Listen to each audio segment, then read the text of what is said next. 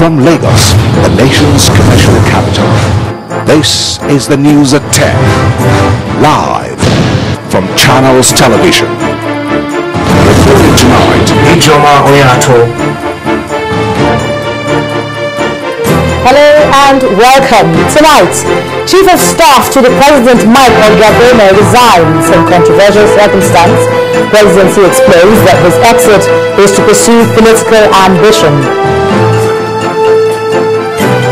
Federal government renews drive for a sound power sector, initiates move to raise $900 billion in 5 years. National Universities Commission gets $80 million from World Bank to fund 10 Nigerian universities.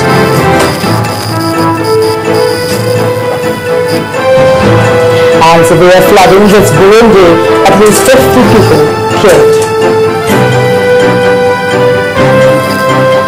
And on business news tonight, oil share index dips as trading session opens this week at the Nigerian Stock Exchange. And on sports news tonight, Manchester City midfielder Yaya Toure escapes the wrath of English Football Association over the Ricky van Wolfswinkel incident.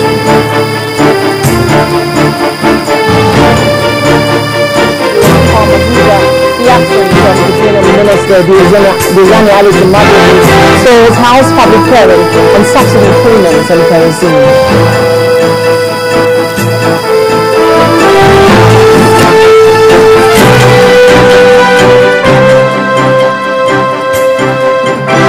We begin tonight with the federal government's giant stride to develop the infrastructure of the power sector.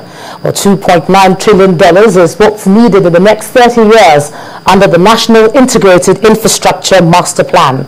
It's also believed that the energy sector needs $900 billion during the period and another $10 billion for power generation and distribution in the next few years, which is expected to add 5,000 megawatts to the national grid. Our State House correspondent Chukwuma Nepuse reports. Vice President Mamadi Sambo, who also chairs the National Council on Privatization, representing the President, said the gathering was an indication of the confidence the federal government continues to repose in the private sector. He reiterated that a substantial amount is still required, hence the need to brainstorm. The energy sector alone needs an infusion of about $900 billion during this period. Of this, a significant percentage is expected to come from the private sector. The power sector alone needs about $10 billion for capex of generation and distribution companies in the next few years to enable us add 5,000 megawatts to the national grid. Minister of Power and that of Industries, Trade and Investment recall that they have been here severally. But this day is different because it shows that though the private sector has taken over, government remains undeterred in the effort to make power to be steady in the country. I am optimistic that this conference will facilitate the deals and engagements needed to adequately fund the sector to achieve Mr. President's transformation agenda on power. At present, Nigeria produces only a tenth of the power demand. Even if we produce 40,000 megawatts of power, the implementation of the new Industrial Revolution Plan will at least increase the demand of power significantly. The Minister of Finance gave a background of the economic growth in Nigeria and assured that the returns in the future will be greater than the last years.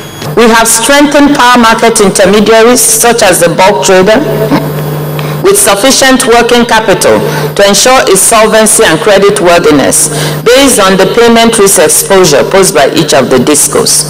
NBET is now cash-backed with over $750 million in financing to help stimulate greater private investments in the sector, guaranteeing monthly payments to the generation companies in the unexpected event of distribution company non-payment. Please note that I said in the unexpected event. Goodwill messages poured in from heads of a delegation from different countries and financial institutions. Over 300 participants are involved in the Power Sector Investors Conference. The hope here is that we will come up with a well-articulated master plan that can give Nigerians a steady power supply. Nigerians are anxiously waiting. Chukwuma Onopusi, Channels Television News. In the meantime, an additional $555 billion is expected to be invested in the nation's power sector through the Nigeria Sovereign Investment Authority. At a news conference in Abuja, the Minister of Finance, Dr. Ngozi Okonjo-Iweala, gave a breakdown of how the money is to be used, explaining that the decision is to assist in addressing the challenges of the sector.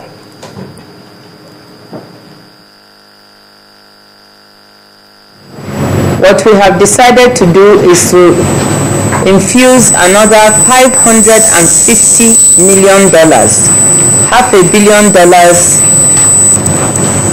into the resources of the Sovereign Wealth Fund for the Sovereign Wealth Fund to manage. Now, how did this come about? If you recall that the Eurobond we borrowed, the main purpose of that Eurobond was to support the power sector, wasn't it? And what we've done out of that power sector money, $350 million, $350 million, was for a liquidity facility for the Nigerian bulk trader, MBET. Now, we have asked the Sovereign Wealth Fund to manage the $350 million facility on behalf of NBET. In addition, we've also transferred $200 million to the infrastructure fund of the Sovereign Wealth Fund of the NSIA in order to help it leverage gas to power investments. And major players in the power sector have been speaking on the recent developments in the sector, especially with regard to the outcome of the Nigeria Power Sector Investors Conference. Now, they're promising that given the right environment and support, they will deliver. But this is following the charge by the Vice President that Nigerians should by June begin to enjoy steady power supply following the handover of the DISCOs and the GENCOs to the owners. It all started with constant meetings by the National Council on Privatization, headed by Vice President Mamadi Sambo. He must be sure of his words when he told the investor as they gathered that Nigerians expect so much from them. He did not work alone. Some of the participants who worked with him also believe that the new foundation has been laid for the takeoff of steady power supply in the country, but that they still need to be assisted. The government has to assist them by creating an enabling environment. Financiers don't operate in a vacuum. They want to see that the industry is well regulated. The regulator is government. They want to see that the industry is well supported by the government. And that's why you have today the executive, you have the Senate, House of Rep, and so on. They want to see that the laws will be implemented, the laws will not change dramatically, and so on.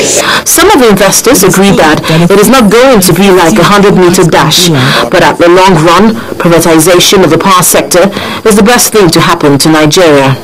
But it is a long-term project. There's absolutely no doubt about that. But with the quality of the investors and the determination of the government, I think within a few months, I expect that within a few months, we should start seeing results.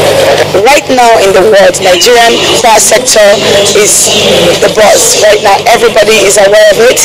They are very ready to invest. International companies, international banks are ready to bring in their money now because they see that the local partners, the local investors are putting a lot of of money, which is to give them comfort that we are ready to work.